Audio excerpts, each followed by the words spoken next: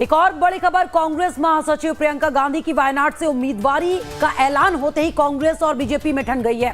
बता दें आपको कि कांग्रेस की तरफ से प्रियंका गांधी वायनाड से उम्मीदवार बनाई गई हैं, जिसके बाद अब बीजेपी और कांग्रेस आमने सामने आ गई है। बीजेपी के नेता और उत्तर प्रदेश सरकार में मंत्री दिनेश प्रताप सिंह ने प्रियंका गांधी पर तंज कसा है। उन्होंने तंज कसते हुए अशोभनीय टिप्पणी की है, जिसे लेकर कांग्रेस नेता भड़क गए हैं। कांग्रेस नेता अनिल यादव आज दिनेश सिंह के लखनऊ आवास पर पहुंचे और नाम पट्टिका पर कालिक पोत दी और मुख्य द्वार पर चोर और बेईमान लिख दिया। आप देख सकते हैं तस्वीरें। तो बता दें आपको कि कल ही वायनाड से प्रियंका गांधी के नाम का ऐलान किया गया है कांग्रेस की तरफ से, जिसके बाद बीजेपी और कांग्रेस आमने सामने आ गई है। एक तरफ बीजेपी की तरफ से, बीजेपी नेता की तरफ से प्रियंका गांधी को लेकर आपत्तिजनक टिप्पणी की गई, जिसके बाद कांग्रेस नेता आग बबूला हो गए और उनके घर के बाहर, उनके आवास के बाहर जाकर कालिक पोत दी जो उनकी नेम प्लेट थी, और साथ ही साथ वहां पर चोर भी लिख दिया। तो दिनेश सिंह के नेम प्लेट पर कालिक पोती गई। दिनेश सिंह ने प्रियंका गांधी को लेकर टिप्पणी की थी।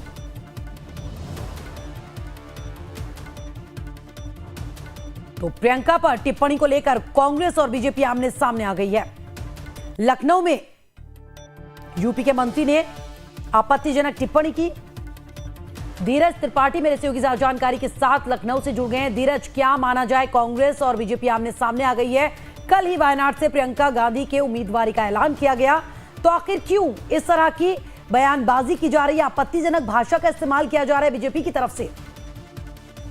जी बिल्कुल, कांग्रेस नेता प्रियंका गांधी के चुनावी मैदान में कूदने के बाद उत्तर प्रदेश सरकार के जो मंत्री दिनेश प्रताप सिंह हैं, जो रायबरेली के रहने वाले हैं और वो पहले भी लोकसभा का चुनाव वहां से लड़े थे, और वो लगातार इस प्रकार की बयानबाजी करते रहे हैं।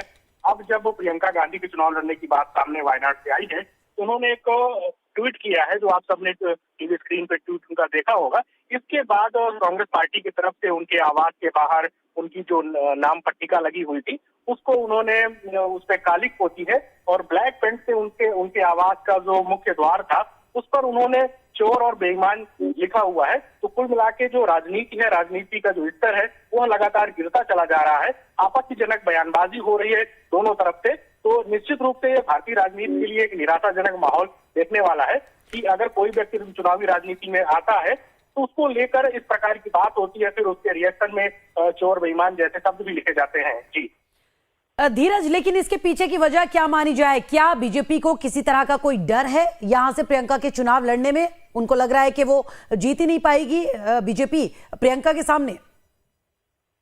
भारतीय जनता पार्टी को हो सकता है कि इस प्रकार का डर हो, लेकिन रायबरेली से कांग्रेस पार्टी का पुराना नाता रहा है और ये जो दिनेश प्रताप सिंह है, यह भी रायबरेली से आते हैं और पहले यह लोग कांग्रेस पार्टी में ही रहे हैं। 2014 के लोकसभा चुनाव के बाद ये लोग भारतीय जनता पार्टी में आए। इनकी भारतीय जनता पार्टी में शामिल कराने में केंद्रीय गृह मंत्री अमित शाह की भी भूमिका रही है। ऐसे में जब वायनाड से प्रियंका गांधी के चुनाव लड़ने की बात सामने आई है, तो भारतीय जनता पार्टी स्वाभाविक रूप से डर महसूस कर रही होगी कि वह उत्तर प्रदेश छोड़कर वहां गई है। धीरज, क्या माना जाए, जिस तरह से दिनेश सिंह को हार का सामना करना पड़ा, क्या उसकी खींच निकाल रहे हैं वो इस तरह से कांग्रेस पर निशाने साध के प्रियंका को लेकर आपत्तिजनक टिप्पणी करके?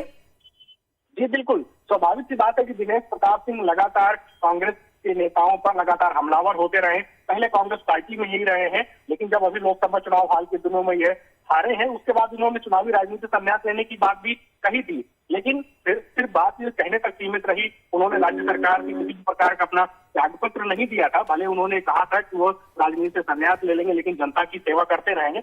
अब जब नया घटनाक्रम प्रियंका गांधी के वायनाड से चुनाव लड़ने का सामने आया है, तो खींच निकालते हुए इन्होंने इस प्रकार की बात कही है। जी चलिए, शुक्रिया जानकारी देने के लिए।